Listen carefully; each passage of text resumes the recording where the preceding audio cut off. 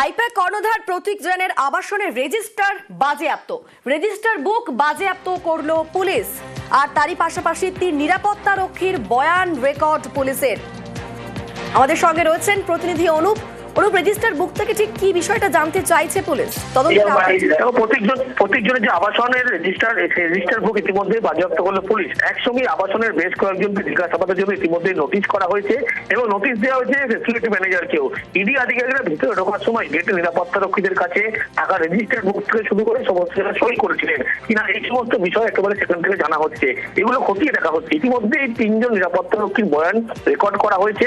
Facility ম্যানেজারকে notice করে বাকি নিরাপত্তা রক্ষীদের নাম এবং ডিউটি কি শিডিউল ছিল সেই সমস্ত জানতে চাওয়া হয়েছে এবং আবাসনের বেশ কয়েকজনের বয়ান ইতিমধ্যেই রেকর্ড করতে চাইছে পুলিশ, সেই কারণে তাদেরকে নোটিশ দেওয়া হয়েছে।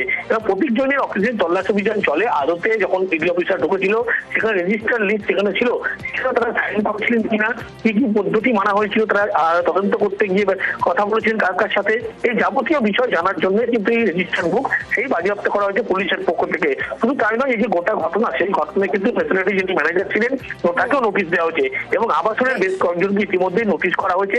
তাদেরকে জিজ্ঞাসাবাদ করে বয়ান রেকর্ড করতে চায় পুলিশ। বেশ, ধন্যবাদ।